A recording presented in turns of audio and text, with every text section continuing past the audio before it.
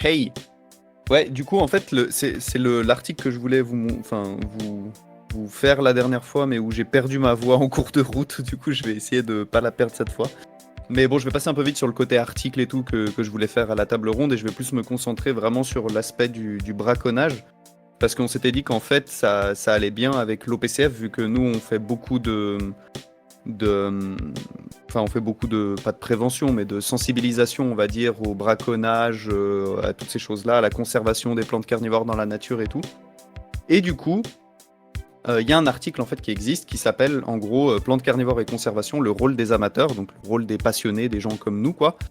Et en fait, c'est pas vraiment plantes carnivores et conservation, mais c'est plutôt plantes carnivores et braconnage, on va dire. Dans l'article, il parle aussi pas mal de plantes envahissantes, de plantes invasives, mais on va pas en parler là-dessus. Mais peut-être ça vaudrait le coup d'en parler dans une autre présentation, parce qu'il y a des trucs aussi à dire, parce qu'il y a des plantes carnivores qui sont envahissantes aussi. Pas, voilà. Donc ça, c'est l'article. Si jamais quelqu'un veut le... Jimmy, si tu arrives à le retrouver, tu peux le mettre dans le chat. Bon, c'est en anglais, hein, c'est un article scientifique qui vient de l'ICPS, mais qui est vraiment cool, qui est vraiment intéressant. Donc si jamais ce genre de truc vous intéresse, n'hésitez pas à aller le lire. Mais là, je vais vous faire un espèce de mini résumé un peu rapide, quoi.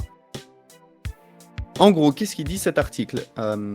Avant de commencer, j'avais déjà fait justement le 9 ne fonctionne jamais avec cette police quand je suis en plein écran, je sais pas pourquoi. J'avais déjà fait une conférence ici, comme on avait dit tout à l'heure, sur les menaces des plantes carnivores dans la nature et tout. Je pourrais peut-être vous la mettre ou David dans le chat après. Mais en gros, ce qu'il faut retenir, c'est que il y a à peu près un quart des plantes carnivores qui sont menacées. C'est les plantes qui sont, enfin c'est ce qu'on voit en rouge, orange et jaune ici.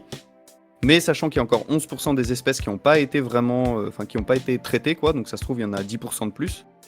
Et il y a 89 espèces qui sont connues que d'une seule et unique localité. Donc si cette localité est détruite, c'est finito, quoi. Et quand on dit menacé d'extinction, hein, ça veut dire menacé d'extinction à court ou moyen terme, donc dans les quelques années qui arrivent ou dans les quelques décennies qui arrivent. Les causes, évidemment, on les connaît, sont tout ce qui touche de près ou de loin aux activités humaines, et notamment la destruction des habitats, avec l'urbanisation, donc l'expansion des villes en général. L'agriculture, beaucoup, ça comprend la déforestation par exemple, donc c'est un truc un peu important. Et de manière générale, tout ce qui touche entre guillemets au développement, je sais pas, les mines, toutes ces choses-là pour extraire des ressources et tout. Tout ce qui détruit des habitats naturels pour mettre autre chose en gros. Toutes les pollutions, donc ce qu'on appelle intrants, ça va être les herbicides, pesticides, insecticides, fongicides, tout ce que vous voulez. Les métaux lourds. Les engrais aussi qui se retrouvent dans les eaux, etc. Le changement climatique, évidemment. Les espèces envahissantes, comme je vous ai dit, mais on ne va pas en parler. Et aussi le braconnage. Et il y a donc une centaine d'espèces de plantes carnivores qui sont menacées uniquement et directement par le braconnage. Donc ce qui est intéressant avec le braconnage, c'est qu'en fait, c'est une menace qui est due aux amateurs de plantes carnivores. Donc c'est des gens de notre communauté à nous. Qui en fait sont responsables de la disparition des plantes carnivores dans la nature. Et ça touche pas que les plantes carnivores, ça touche en gros toutes les plantes un peu cool, un peu à la mode, comme les orchidées, les cactus, les broméliacées, etc. Et donc les broméliacées, c'est Tillandsia et compagnie. Et surtout des espèces qui sont rares, qui sont spectaculaires ou nouvelles. D'ailleurs, il doit y avoir les aracées aussi maintenant, là vous savez, avec les monstera, les machins comme ça, qui doivent être aussi pas mal pillés. Et comme vous voyez donc dans cette photo, en gros, voilà, c'est des gens qui vont dans la nature, qui font des espèces de petits trous comme ça, qui récupèrent, là c'est des Drosera tubéreux en l'occurrence, et qui les ramènent chez eux ou qui les vendent après. Donc les genres les plus impactés par le braconnage, c'est surtout et avant tout les Nepenthes, mais pas que, il y a aussi les Drosera tubéreux, comme on vient de le voir, en Australie. Pas mal les Sarracenia depuis récemment, et puis aussi les Cephalotus, les Dionnées, et en fait un peu tous les genres à partir du moment où on cherche, je sais pas, une localisation un peu précise ou je sais pas, un clone un peu particulier, etc. Et ce que je voulais vous montrer avec cette photo, avant que je perde ma voix la dernière fois, c'était que en fait si vous faites en gros, là, vous voyez, il y a un trou ici, puis il y en a un autre au-dessus. Donc là, c'est quelqu'un qui est venu pour récupérer, piller ou braconner un Cephalotus. Et en fait, en arrachant la plante qui est ici, et ben en fait, il a réussi à flinguer, je pense en coupant les racines et tout, une plante qui était au-dessus. Donc en fait, ça a quand même des impacts, même sur les plantes du milieu et sur les plantes aux alentours. Ne serait-ce que de venir piétiner des zones qui sont naturelles ou des choses comme ça peut avoir des impacts. Et donc le braconnage, aujourd'hui des plantes carnivores, il se passe surtout sur les réseaux sociaux et surtout sur Facebook. Et en fait, c'est souvent des gens qui vous contactent sur Messenger ou qui mettent des photos dans des, je sais pas, dans des groupes, par exemple. Et en gros, qui vous contactent dans un anglais un peu approximatif et puis qui vous envoie ce type de photos-là. Donc là, vous voyez bien que c'est pas une nurserie de plantes carnivores, quoi. Là, vous vous rendez bien compte que c'est des trucs qui ont été arrachés dans la nature ou découpés dans la nature. Et en gros, voilà, donc c'est généralement sur Messenger que les gens vous contactent. Et d'ailleurs, fun fact, moi, on m'avait contacté aussi. Et on m'avait dit, ouais, est-ce que tu veux des Nepenthes? Il y a un type qui change de profil tout le temps, mais qui répond toujours sœur à la fin comme ça. Donc si vous avez un doute et que quelqu'un vous parle comme ça, ça devrait vous allumer un peu l'ampoule du doute dans la tête. Et en gros, je lui dis, quel Nepenthes t'as? Parce que je sentais quand même un petit peu le truc. Et il me dit toutes les espèces, et c'est que des espèces giga rares, hyper chères, voilà. Très recherchées.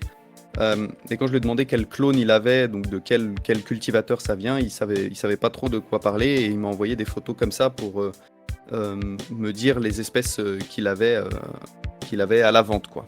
Donc là, pareil, vous vous rendez bien compte que c'est pas vraiment des cultivateurs professionnels et c'est vraiment des plantes qui ont l'air d'être pillées dans la nature, quoi. Et justement, je pense la plante carnivore qui illustre le plus l'impact du braconnage, je pense que c'est Nepenthes clipeata. Nepenthes super jolie d'ailleurs, à part ça, c'est une de mes préfs, je pense. Et en 2019, elle était en danger critique d'extinction. Donc ça veut dire qu'en gros, elle est tellement menacée qu'elle peut disparaître presque du jour au lendemain. Il restait 18 individus, donc 18 plantes dans la nature seulement, et dans une seule localité très précise, donc à un seul endroit, sur un espèce de caillou, une petite colline, quoi. Et en fait, en 2020, il y a des braconniers qui ont été attrapés avec les 18 plantes qui restaient. Et ça, c'est la photo en fait des plantes qu'ils ont braconnées, quoi, qu'ils ont arrachées dans la nature. Et donc, depuis 2020, Nepenthes clipeata, officiellement, elle est éteinte dans la nature parce que voilà, ils ont arraché les dernières plantes qui restaient. Jimmy, je sais pas trop si tu es au courant, je veux pas dire de bêtises, mais tu me dis si je me trompe. Je crois que les plantes, du coup, elles ont été récupérées vu que les braconniers ils ont été interpellés et que c'est une association ou une institution qui a essayé de les replanter pour essayer de les refaire pousser et tout, mais je crois qu'on n'a plus trop de nouvelles depuis ça, non? Ouais. Du coup, c'est l'association Arc of Life. Donc c'est une association de sauvegarde justement des Nepenthes et d'autres plantes en danger, qui a été créée par Stewart McPherson, qui fait les livres Redfern, qui a récupéré ces plantes et qui les maintient. D'ailleurs, on peut trouver maintenant chez les gros vendeurs connus d'Europe des plantes qui sont issues de leur production des Nepenthes clipeata qui viennent de là. Et donc ils sont en train de recréer des lignes génétiques un peu séparées pour essayer de reproduire l'espèce et de pouvoir un jour peut-être la réintroduire, en tout cas tenter. Ouais, trop bien. Mais merci. Mais alors, après, il semblerait, j'ai entendu des bruits de couloir qui disaient qu'en fait, il y avait quelques individus qui avaient été retrouvés dans un autre flanc de montagne ou un truc comme ça, mais bon, bref. Dans tous les cas, même s'il reste quelques plantes dans la nature, elle est de toute façon soit éteinte ou soit en danger critique d'extinction dans la nature. Et tout ça, justement, pour que ce soit vendu. Enfin, ça a été braconné, quoi. Le site qui est sourcé là en bas de ta photo, cppoachers.com, tu le connais ou Ouais, je vais vous. Vous pouvez envoyer les liens maintenant, mais en fait, je voulais en parler à la fin de la présentation avec Arc of Life, justement, donc ça tombe bien. Et oui, on peut en parler après, volontiers. Ouais. Donc, autre chose aussi que les auteurs nous apprennent, c'est que la majorité des Drosera tubéreux qui sont disponibles en fait aujourd'hui ont été prélevés illégalement en Australie parce que soit elles étaient dans des zones protégées, soit les plantes étaient elles-mêmes protégées. Et ils nous disent par exemple les vendeurs, en fait ce qu'ils font c'est que ils étiquettent les plantes qu'ils mettent à la vente comme des cultivars ou des formes un peu spéciales ou des hybrides. pour pouvoir continuer à vendre en fait et pas se faire choper par les autorités. Et par exemple, je sais pas, ils vont vous dire forme rouge ou forme géante ou hybride, machin truc. Là, c'est écrit Red Ink Sundew. Je sais pas si c'est son nom, c'est peut-être son nom vulgaire en fait, enfin son nom commun. Mais bon, voilà, c'est un peu la petite technique. Et donc là, les auteurs ils nous disent regardez, il y en a déjà 62 qui ont été achetés. Et en fait, c'est écrit dans la description que les plantes ont été prélevées dans la nature, donc de manière tout à fait illégale, quoi. Les auteurs, ils reportent aussi qu'il y a eu des cas de braconnage seulement quelques heures après la publication de photos de Sarracenia dans la nature. Genre, typiquement, quelqu'un qui va sur Facebook et qui dit ah, regardez, dans la tourbière, près de machin truc et tout, j'ai trouvé telle Sarracenia trop belle. Et en fait, quelques heures après, il y a quelqu'un qui était allé là-bas pour la récupérer. Donc voilà, bonne idée. Et ce qui fait que maintenant, les localisations précises, c'est comme pour l'OPCF, hein, les localisations précises, elles sont bloquées sur iNaturalist, qui est une application aussi un peu comme ce qu'on fait, quoi, un peu comme l'OPCF, mais pour toutes les plantes, et les animaux aussi d'ailleurs. Parce que, en fait, s'ils mettent les localisations précises, les gens ils vont aller piller les plantes dans la nature, donc du coup, ils peuvent pas le faire. Et ce qui est aussi problématique, c'est que c'est un peu aussi le cas pour les articles scientifiques. Donc quand des auteurs maintenant ils décrivent des nouvelles plantes, des nouvelles populations, des choses comme ça, ils peuvent plus mettre la localisation exacte. Et donc pour avoir accès à la localisation exacte, c'est plus compliqué, il faut contacter les auteurs, il faut qu'ils puissent répondre, il faut qu'ils aient envie de le faire. Et du coup c'est un peu dommage aussi pour le transfert d'informations aussi dans la communauté scientifique, quoi. Mais bon, c'est pour protéger les plantes, quoi. Et alors, il y a un truc que j'adore dans cet article, c'est qu'après, les auteurs, ils passent super longtemps pour démonter toutes les excuses des cultivateurs qui achètent des plantes braconnées. Et du coup, je vous ai fait une petite sélection et je vous en ai rajouté aussi quelques-unes parce que moi, j'ai eu droit aussi à quelques remarques comme ça quand j'ai parlé de braconnage sur les réseaux sociaux. J'ai hâte. Donc, la première excuse, c'est de dire non, mais de toute façon, les plantes, elles vont disparaître, donc autant aller les prélever, quoi, vu qu'elles vont disparaître. Alors, dit comme ça, ça a l'air intéressant, ça a l'air cool. Et jusqu'à d'une certaine manière, c'est vrai. Dans de bonnes conditions, avec les bonnes institutions, encadrées par des spécialistes, des institutions qui savent ce qu'ils font, ça peut être une méthode pour protéger une population, pour protéger une espèce, de récupérer des plantes, pour les mettre en culture, par exemple, dans des conservatoires ou des jardins botaniques ou des collections agréées, je sais pas, parce que il faut absolument les sortir pour un projet de je sais pas quoi et tout. Bon, ok, ça peut exister, mais c'est pas vous et moi qui pouvons le faire. C'est des trucs très compliqués. Il faut faire des études d'impact. Bon, bref, c'est tout un truc quand même qu'il faut faire. Et typiquement, là, c'était un screenshot que j'ai pris sur la page Facebook du Jardin botanique de Genève. Quand des gens se font attraper avec des plantes qu'ils n'ont pas le droit d'avoir parce qu'elles sont protégées, menacées, parce qu'elles ont été braconnées, etc. En fait, ces plantes, elles sont envoyées à des jardins botaniques ou à des conservatoires botaniques parce que eux déjà, ils savent les faire pousser. Et en plus de ça, ils ont le droit, ils ont des contacts avec les autres jardins botaniques. Ils ont le droit de se les envoyer. Donc potentiellement, ils peuvent mettre en place des mécanismes pour, je sais pas, faire des hybrides, faire des croisements pour avoir plus de diversité génétique. Bref, ils ont des autorisations un peu spéciales et ils ont un savoir-faire qui est quand même vachement plus important que des gens comme vous et moi. Donc ça peut se faire, mais c'est très encadré, quoi. Par contre, en fait, c'est pas un vrai argument parce que il semblerait que le braconnage massif, en fait, ait lieu plutôt dans des zones qui sont protégées et isolées. Donc en fait, c'est pas les plantes, elles vont pas disparaître, quoi. Elles sont très bien où elles sont et en fait, il faut pas confondre la cause et la conséquence. En fait, c'est parce qu'elles sont braconnées qu'elles vont disparaître et pas parce qu'elles vont disparaître qu'il faut les prélever dans la nature. Et entre un quart et un tiers des népenthes sont menacés d'extinction uniquement à cause du braconnage, quoi. Donc c'est un truc quand même assez énorme. Et là d'ailleurs c'est une petite photo de Nepenthes clipeata que j'ai chez moi et qui vient évidemment de plantes braconnées. Non, c'est faux. Je crois que c'était Vistuba qui en avait. Mais c'est un ami à moi qui m'a proposé ces plantes-là et j'étais hyper sceptique au début. Je me disais mais attends, elle vient d'où, pourquoi et tout. Bon bref. Autre excuse, j'achète des plantes pillées pour les sauver. Parce que une fois qu'elles sont pillées, faut pas les laisser mourir et c'est presque gentil en fait de les acheter pour les sauver. Et en fait, c'est faux parce que, encore une fois, on inverse la cause et la conséquence. C'est parce qu'il y a des gens qui achètent qu'il y a des gens qui vendent. C'est ce que Jimmy a mis dans sa présentation. S'il n'y a pas de clients, il n'y a pas de braconniers, il n'y a pas de braconnage, etc. Ce sont les acheteurs qui créent la demande, qui créent le marché et pas l'inverse. Typiquement, si vous voulez aller braconner des Nepenthes dans leur milieu naturel, il faut prendre 3 jours, il faut aller marcher dans la forêt, c'est hyper compliqué.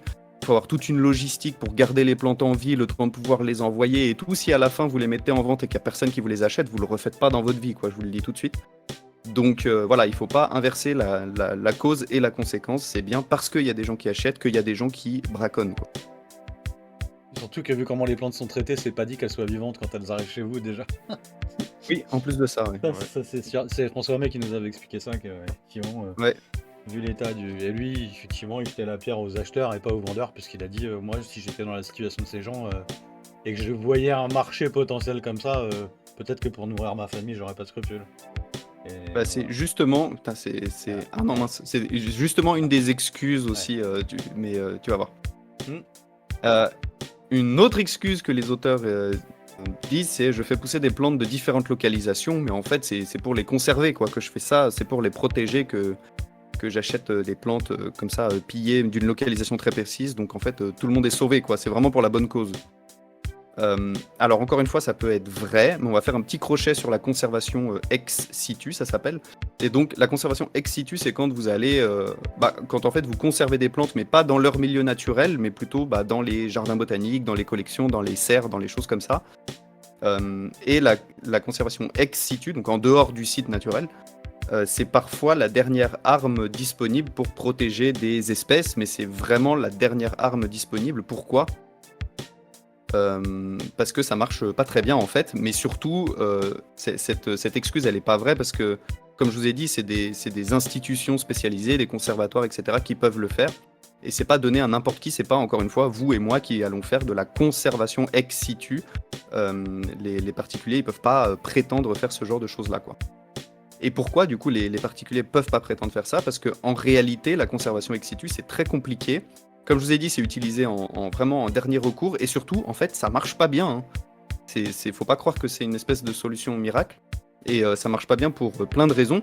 Déjà, si vous récupérez juste quelques plantes d'une population, vous allez avoir une diversité génétique qui est beaucoup plus faible dans vos plantes que vous avez. Et donc, en fait, si vous avez une diversité génétique qui est faible, en fait, vous perdez de la capacité à vous adapter à des changements d'environnement, des changements de climat par hasard.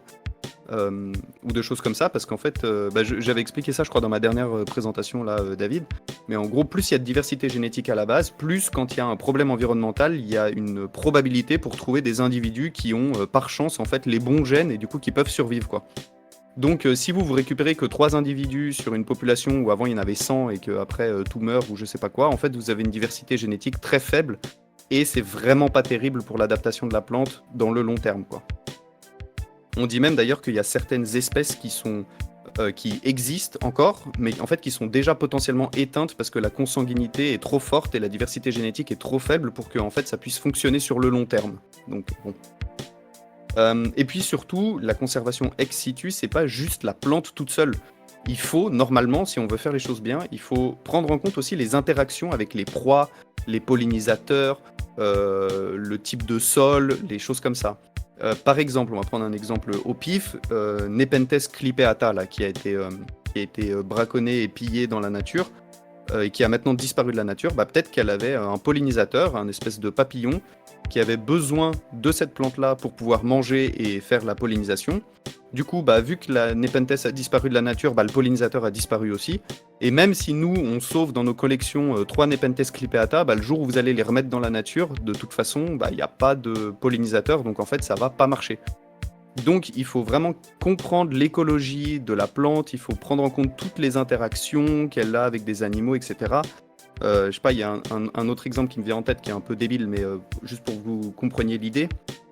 Vous savez, les orchidées, elles ont besoin de champignons pour germer. Typiquement, si vous récupérez toutes les graines, mais que vous ne récupérez pas les champignons, vous n'allez pas aller bien loin, quoi. Donc, il faut penser à tous ces trucs-là. Et enfin, dernier point, la réintroduction, ça marche très très mal en moyenne. Enfin, en moyenne, ça marche pas, quoi. parce que c'est très compliqué d'implanter des plantes qui ont été dans un petit pot, dans une petite serre bien au chaud, dans un milieu naturel. C'est pas du tout les mêmes conditions en fait. Et surtout avec des plantes qui ont déjà des racines énormes qui sont installées, etc. Donc pour donner une chance à ces plantes-là, il faudrait retourner un peu tout le milieu, mais donc du coup flinguer tout l'écosystème pour pouvoir replanter des plantes, qu'elles aient une chance, sinon elles sont pas assez compétitives parce qu'elles n'ont pas assez de racines par exemple, je sais pas, et où elles sont trop stressées tout simplement parce qu'on les a changées de milieu. Bon bref, la réintroduction c'est un bazar total et en réalité en moyenne ça marche très mal quoi. Et enfin, dernier point, histoire de finir de démonter la conservation ex situ, mais c'est surtout pour vous dire en fait que le mieux c'est plutôt de protéger les milieux et pas tellement de récupérer les plantes en fait. Hein. Alors, je vais juste parler d'une anecdote que j'ai lue sur un forum. Vas-y. Il y a un utilisateur qui s'appelait Mike King. Alors, est-ce que c'est le Mike King qu'on connaît? Je sais pas. Mais lui, il disait qu'il avait connaissance d'une Sarracenia, d'un cultivar un peu. Pas un cultivar, mais un truc qui avait été trouvé in situ. Qui avait une espèce de couleur bleutée qui était conservée par un jardin botanique anglais, je crois. Et en fait, ils ont pas voulu le partager. Et en fait, un jour, il y a une équipe qui a changé, ou je sais pas trop quoi. Et les 2 ou 3 individus qu'ils avaient, ils ont crevé. Et du coup, on a perdu cette plante à tout jamais, quoi. Ouais, Donc, il y a si aussi déjà le c'est risque, compliqué pour voilà, déjà c'est Mhm. compliqué pour ces gens-là. Pour les particuliers, vous imaginez bien que c'est pas du tout l'idée, quoi. Oui, oui. Voilà. Oui, puis t'as un peu le sort d'une espèce entre les mains, quoi, et, C'est ça. et si tu pars en vacances et qu'il y a personne qui s'en occupe, il y a tout qui meurt aussi, quoi. Donc oui, ça pose Exactement. des problèmes. Voilà, c'est- Et du coup, je vais dire le dernier point, c'est le biais évolutif des plantes sélectionnées. C'est un truc dont on parle pas beaucoup, mais par exemple, imaginez là, on récupère encore une fois les 10 derniers Nepenthes clipeata dans la nature. Vous les amenez jusqu'à une serre à l'autre bout du monde ou dans une serre pas très loin, etc. Déjà, vous êtes à peu près sûr que sur les 10, il y en a 3 ou 4 qui vont crever. Sur les 5, 6, 7 qui vont rester, il y en a peut-être 3 ou 4 qui vont pas trop bien pousser. Puis en fait, vous en avez que 2 ou 3 qui vont bien pousser et bien se plaire dans ces conditions. En fait, si vous multipliez ces plantes-là en vous disant « Ah bah celle-là, elle pousse bien et tout, je vais les multiplier », en fait, vous êtes en train de multiplier des plantes qui poussent bien dans les conditions d'une serre, quoi, mais pas du tout des plantes qui sont potentiellement adaptées aux conditions de leur milieu naturel. Peut-être que c'était les 3 plantes qui ont crevé avant de venir qui étaient le plus adaptées à leur milieu naturel. Et donc, en fait, bah, vous passez je sais pas, des dizaines d'années à multiplier la plante en vous disant « Ah, ça y est, je vais la remettre dans la nature ». Puis en fait, vous y allez et les plantes, elles sont plus du tout adaptées en fait, à leur milieu naturel parce que vous avez sélectionné des plantes qui poussent bien dans votre serre, dans vos conditions. Et c'est pas les mêmes en fait que les conditions des milieux naturels, quoi. Donc bref, vous voyez, c'est un bazar total, cette histoire de conservation ex situ. Donc il faut vraiment pas en arriver là. Et pour moi, c'est presque juste une espèce de justification pour dire bon, écoutez, on va faire ce qu'on peut, mais c'est déjà, pour moi, c'est déjà un peu foutu quand on en est là, quoi. Pour la grande majorité des plantes, en tout cas. Mon diaporama ne marche plus. Si, c'est bon. Ah, yes. Bon. Et Ah oui, le dernier. alors, là, j'ai changé de couleur parce que là, c'est, vous voyez, je vous ai dit tout à l'heure là qu'il y avait un braconnier qui m'avait contacté. Et du coup, j'avais publié dans des groupes anglais ou états-uniens, où en disant, bah voilà, faites gaffe à cette personne et tout, Ouais. parce qu'elle vend des plantes qui ont été braconnées. Et en fait, j'ai été très surpris, j'ai reçu énormément de commentaires qui critiquaient en fait ce que j'étais en train de faire. Et du coup, je vous ai mis ici un espèce de petit florilège des commentaires que j'ai reçus qui n'étaient pas déjà dans l'article. Et donc le premier commentaire moi qu'on m'avait dit, c'est bah, toutes les plantes de toute façon de collection, elles ont été prélevées un jour dans la nature, donc je vois pas pourquoi tu t'offusques de ça, quoi. Et oui, et alors Enfin, c'est vrai, est-ce que ça veut dire que du coup il faut continuer jusqu'à l'extinction totale des espèces dans la nature? Non, enfin, en fait on n'est pas en train de parler de la même chose, quoi.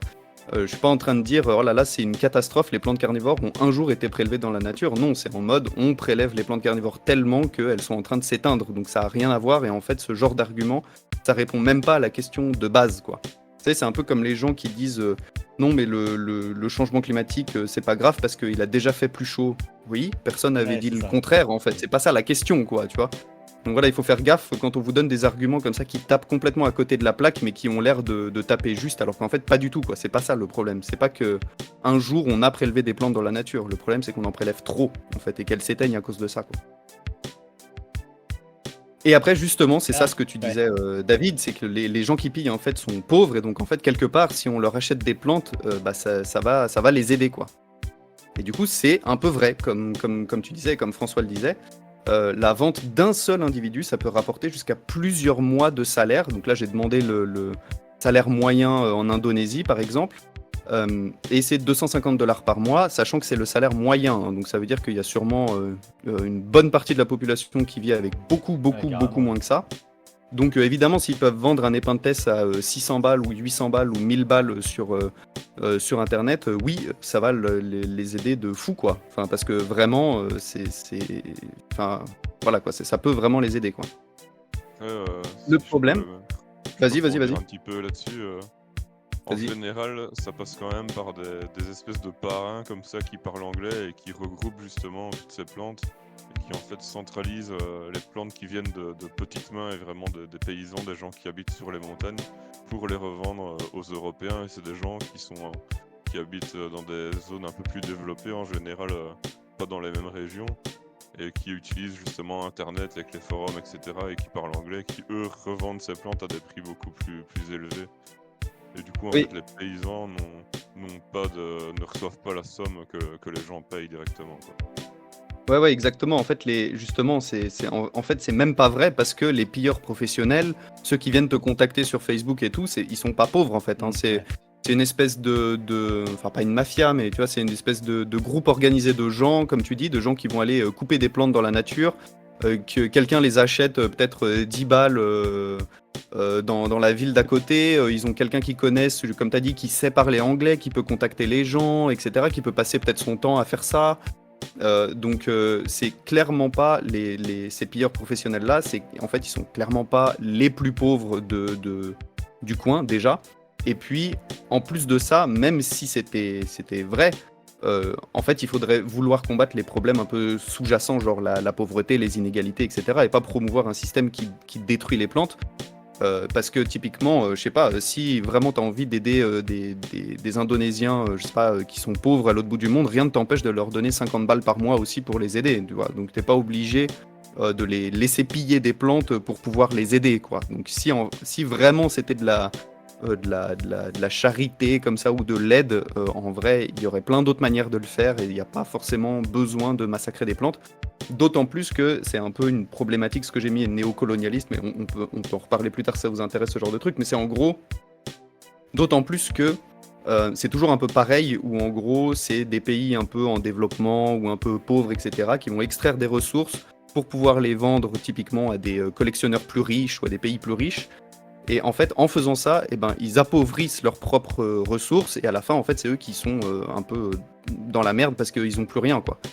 Plutôt que d'envoyer des gens pour découper des plantes dans la nature, pour les piller, pour les vendre jusqu'à ce qu'elles disparaissent et qu'ils puissent plus faire ça et qu'ils aient abîmé leur milieu naturel et fait disparaître des plantes, bah, je sais pas, il y aurait peut-être moyen de développer je sais pas, des entreprises professionnelles qui pourraient cultiver les plantes là-bas. En plus, le climat est super bien. Enfin bon, voilà, il y a plein d'autres manières d'avoir un espèce de truc rentable à long terme et pas forcément un truc qui promeut un système qui détruirait la nature, quoi.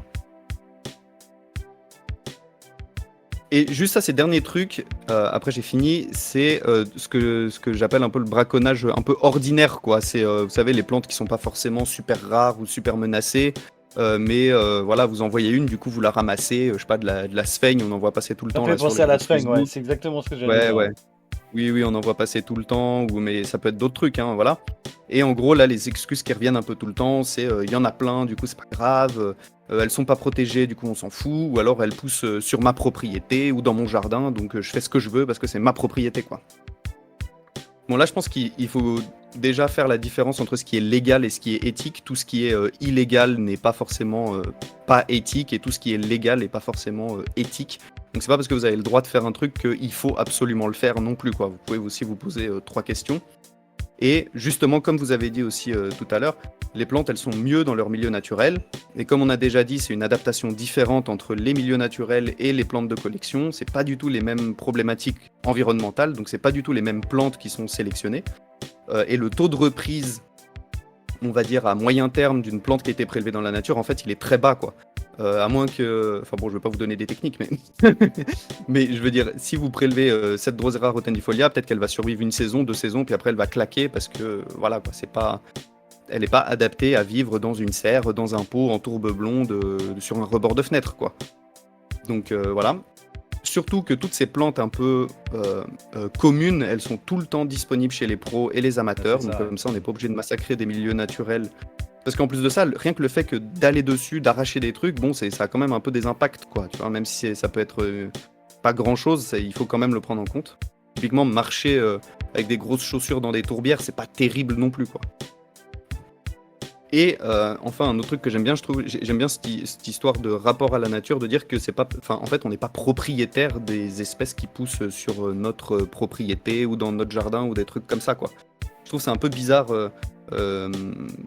ouais, ce point de vue en mode un peu de domination, en mode oui, non, mais de toute façon, ça c'est chez moi, donc tout ça c'est à moi, c'est moi qui gère tout ça, c'est moi qui domine tout ça, et du coup, si j'ai des plantes carnivores chez moi, j'ai le droit d'en faire ce que j'en veux parce que c'est à moi. Bon, je trouve ça un peu bizarre, quoi.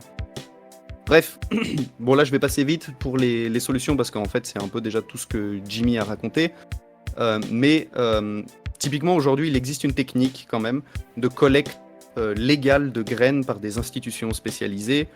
Typiquement quand des gens sont allés sur le terrain pour décrire Drosera magnifica, là, que Jimmy a présenté tout à l'heure, la super grande Drosera du Brésil. En fait, en même temps, ils ont pu collecter des graines, je crois, et les mettre en culture. Et comme ça, en fait, quand la description elle est sortie de cette Drosera, et ben en fait, ils avaient déjà des plantes à vendre, ou une institution, je sais pas qui les avait à vendre. En plus, à des prix super bas, parce que le but du jeu, c'était pas de justement faire monter les prix, parce que sinon, ça pourrait favoriser le braconnage. Mais avec une espèce de, je sais pas, de liste d'attente ou d'inscription, etc. Et comme ça, quand il y a une plante qui sort, paf, elle est, je sais pas, à 20 balles. Et ça évite que les gens se l'arrachent, ou que, je sais pas, si la plante était à 400 €, ça donne plus envie d'aller sur place pour aller piller la plante pour pouvoir la vendre, quoi. Bon, alors il semblerait qu'elle ait quand même été pillée, la Drosera magnifica, mais sûrement beaucoup moins que si ce truc-là avait pas été fait, quoi. Donc ça, c'est des idées, voilà, qu'il faut garder en tête.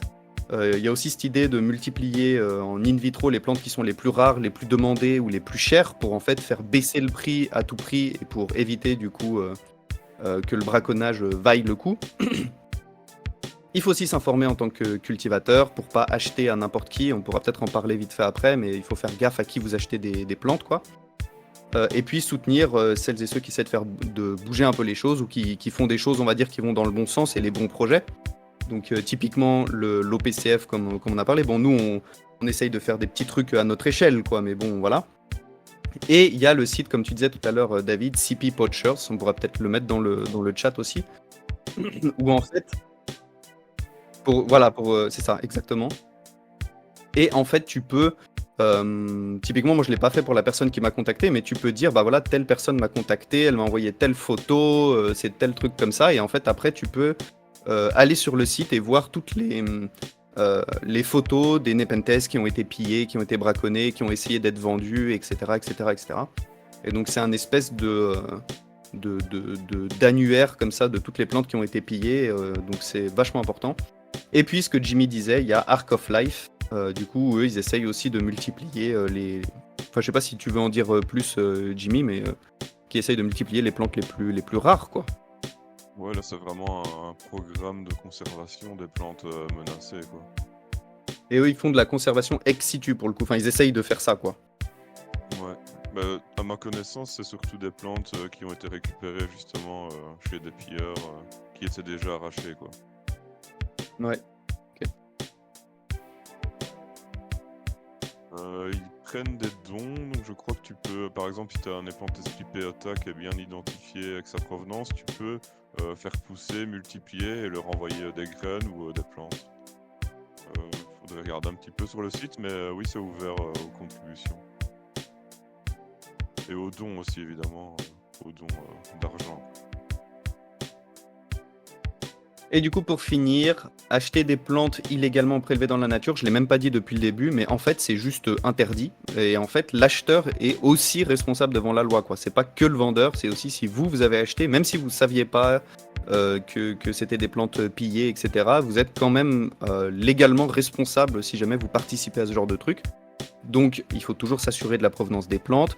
Et si vous avez des doutes, vous pouvez en parler, je sais pas, poser des questions sur les groupes Facebook, nous contacter, nous, à l'OPCF, ou Jimmy, ou moi. Enfin voilà, n'hésitez pas à demander, il vaut mieux, il vaut mieux avoir des doutes et puis vous dire, ah bah non, bah, telle personne, c'est un bon vendeur, tu peux y aller, plutôt que de favoriser ce genre de truc-là. Parce que on peut pas être à la fois amateur de plantes carnivores et participer au braconnage. Et pour finir, il y a cette phrase, Jimmy, tu dois la connaître aussi, que je trouve vraiment super cool, qui dit qu'en gros, tant que les collectionneurs ils penseront que leur liberté de cultiver des plantes, enfin les plantes qu'ils veulent, est plus importante que la possibilité de survie des espèces dans la nature, le braconnage va continuer. Et en fait, c'est cette espèce de truc, comme je disais tout à l'heure, un peu de rapport à la nature, un peu égoïste, de se dire, bah, si moi je veux les pinguicula qui sont là, je vais les ramener chez moi et puis les mettre dans des petits pots, ou alors je vais les vendre pour me faire un maximum d'argent. Alors que en fait, voilà, elles sont quand même vachement mieux dans leur milieu naturel, d'autant plus si elles sont menacées, en extinction, etc. quoi. Voilà, David, ça c'est pour toi. Fume les braconniers avant qu'ils ne te fument, voilà. Le gif de Petit sang gif. traditionnel et obligatoire, quoi. Traditionnel.